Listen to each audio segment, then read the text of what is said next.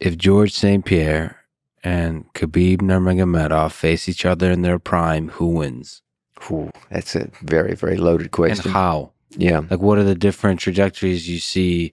Okay, how does each one win in your view? If one wins or the other one wins, what happens? Interestingly, they're actually very similar in size, despite the fact that George fought at welterweight and Khabib fought at lightweight. If you actually see them stand next to each other, they're of similar height. Khabib's actually a little more thick set.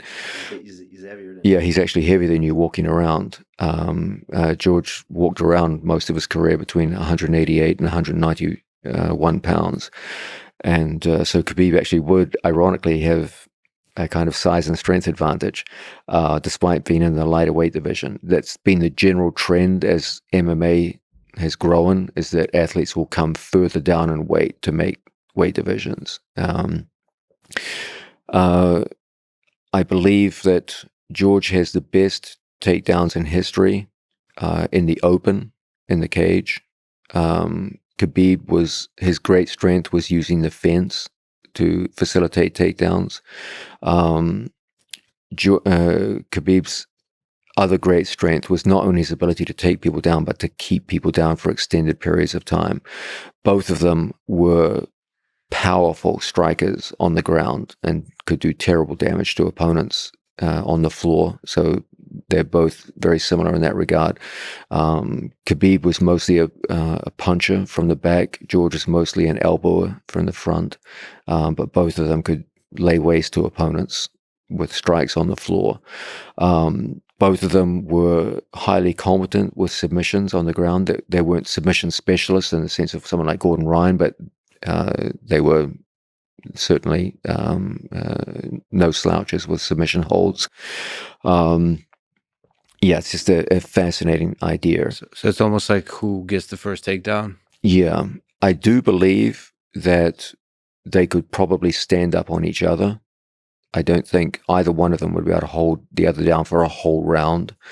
Both of them are notoriously difficult people to hold down. So I don't think that whoever won the first takedown wins the match. I don't think it's like that. I do believe that George would hold a decisive advantage in striking and distance management. The few times that Khabib did look shaky is when Khabib was either advancing forward menacingly, but when he had to fight moving backwards, there was a definite asymmetry between his ability to fight going forwards, which was very good, and his ability to fight going backwards, which was noticeably weaker. George would often fight both forwards and backwards. With the Thiago Alves fight, most of the standing time, was going backwards. That's probably the single biggest difference between the two athletes in skill level would be in the standing position. On the ground, Khabib slight edge and takedowns on the fence, George slight edge and takedowns in the center. Ability to inflict damage on the floor, roughly equal. Ability to fight off the back, roughly equal. Ability to stand up from bottom, roughly equal. It's a very, very hard match. In terms of the biggest difference in skill level is going to be in the standing position. And so it would come down to, that doesn't necessarily mean that Khabib would lose in the standing position. He might just push it to the fence and just use match tactics where he kept the fight on the fence for significant periods of time. And you can win rounds in that fashion. So it's a match that could go either way. Both of them are absolutely the best that you'll ever see. I've always believed the three greatest mixed martial artists I've ever seen in my life were George St-Pierre, Khabib Nurmagomedov, and Jon Jones. The three of them have some interesting similarities and differences. All three beat every single person they ever faced. I know Jon Jones officially has a loss by DQ, but no one believes that was a loss. George does have 2 losses, but he defeated both athletes decisively in rematches. Khabib did it by having no losses. Interestingly, all 3 athletes have at least one match which is controversial in terms of who won and who lost. Jon Jones has had several matches which could have gone either way on the judges' scorecard. Khabib's match against Gleison Tibau could have gone either way. George's match with Hendricks could have gone either way. They all had matches that they won, which people would dispute the outcome. So that was a similarity between the three of them. All three of them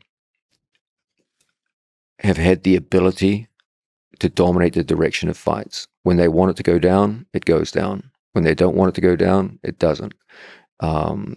That's why I put such a heavy emphasis on that idea that a mixed martial arts champion must be able to determine the direction of a fight. It's the single most important attribute that they all must have.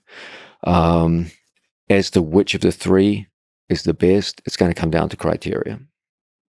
You can't pull them apart. Which answer you give as to which of those three is the greatest of all time will come down to the criteria that you use.